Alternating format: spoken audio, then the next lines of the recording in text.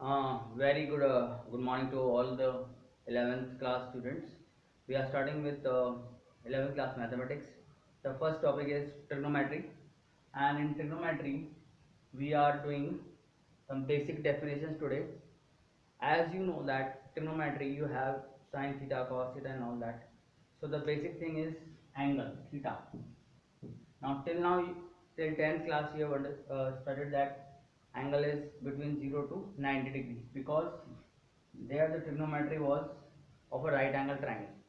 But here in this 11th class, you will see that this theta is not restricted to 0 to 90. So we will not write theta belongs to 0 to 90 degrees. This is what we are writing in class 10, but in 11th class we are not writing this. We are writing that theta is a real number, so we have to redefine the angle.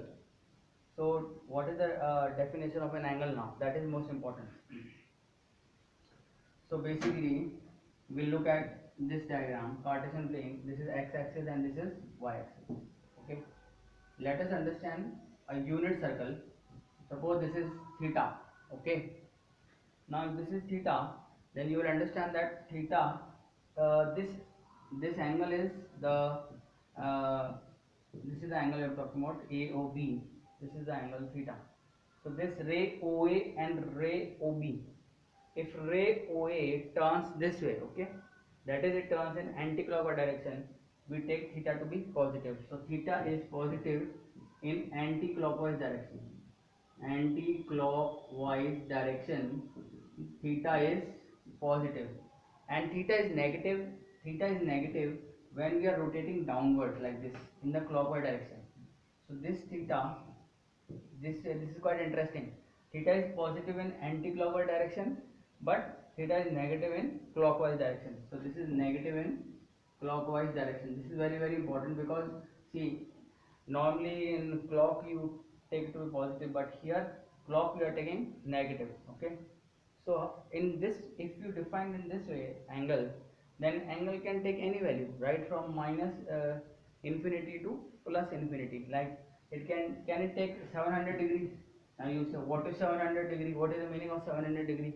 Because the maximum rotation is what, 360 degree. So if I rotate it this way, one rotation, this will be only 360 degrees. But you are talking about 700 degrees.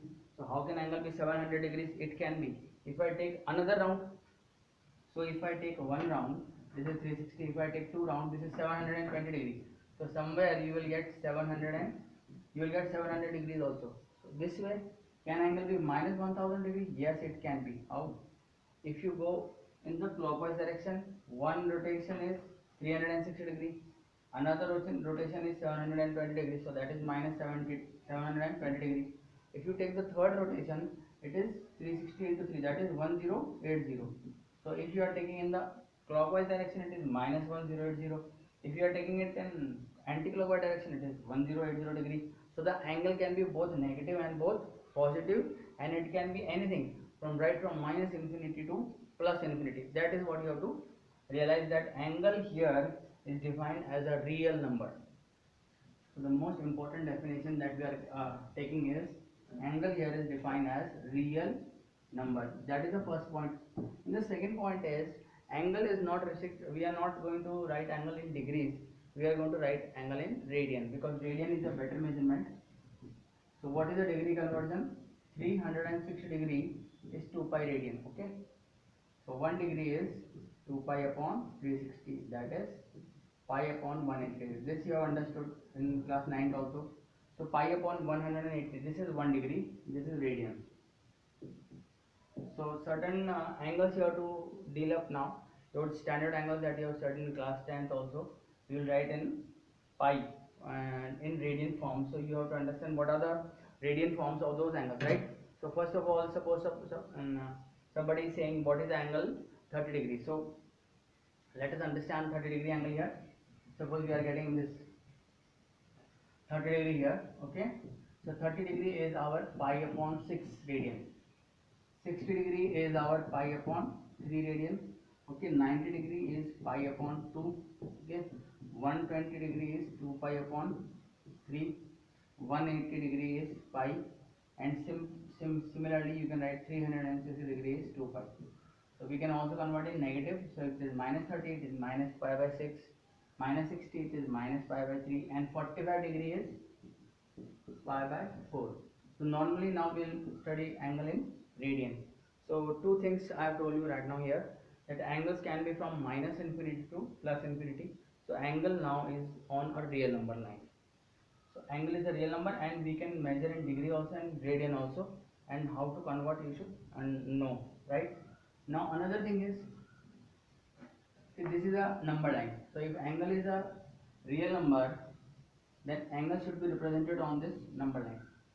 So understand it like this: one angle will move on this circle, unit circle, whose radius is 1. So the basis of the base of trigonometry now is a unit circle. So suppose I move this ray OA with respect to OB, right, in anti-clockwise direction, I will have angles here. This way I will have angle, and if I move in clockwise direction, I will have this way angle. So all these angles can be pinpointed. Every angle can be pinpointed on a number line. That is why now this theta. Now we will represent theta in as x also. So we will normally less write sin theta, we will write sin x, cos x, okay, tan x, like that. So that is the most important part. So theta is a real number. Understand this. So can theta be root 2? Yes. Can theta be minus root 2? Yes. All real number, irrational and rational also. Okay. So pi itself, sine of pi itself is a irrational number. We should be able to get sine of root 2 also. We should be able to get sine of this is radian. When if it is not mentioned, we normally take the angles in radian. Okay. So sine 1. This is not sine 1 degree. This is sine 1 radian. Okay. Sine 1 radian. If you consider how many degrees, then understand like this, that pi is what is pi? 180 degree. Okay. So what is 1 radian? 180 upon pi. So if you divide 180 by 22 by 7, you will approximately get 1 radian. So 1 radian comes out to be around 57 degrees. Okay. That you should understand, that the 1 radian is around 57 degree. Okay. So this way we will move with trigonometry. And how to find? You can calculate this. 1 radian is 180 into 7 upon 22. So you can divide this, and let's cancel it out. This is equal to what? 90. This is 11. So this is 9 7 is 360. 300 and 9 7 is 63. 630 upon 11. So divide by 630 upon 11. You will get degrees. This method is given in your book also. So you should understand 11. And here you write 630 degree. So let's divide 11 and 11. 11 5 is 55, and you will get what? 13 minus 5 is 8, and this is 80, right? And then you can write 7, 11 7 is 77, and you get what? 330, right? Point. And similarly you can write 57 degree and 30 upon 11. This can again 57 degree. Degrees, after that you have minutes, and you have seconds also. Just like in hours, minutes and seconds, you have degrees, minutes and seconds. So now somebody says how many minutes? So 30 upon 11 is again degree. If you want to convert this into minutes, you will multiply it by again what? 60. If you multiply it by 60, then divide by 11, you will get 1800 upon 11. Okay, this is how you get. So this you should understand, 1800 upon 11. And if you want to again convert whatever is remainder, suppose you get 1800 upon 11, you will again convert this into seconds, and that seconds you can get like this. If you divide 1800 by 11, whatever is the remainder, that remainder again you will have to multiply by 60 to get seconds. Okay, so 57 degrees, some minutes and some seconds. This is how you convert. So you can try this. 1800 divided by 11, you get, suppose right. So try this, and you will get this method in the book also.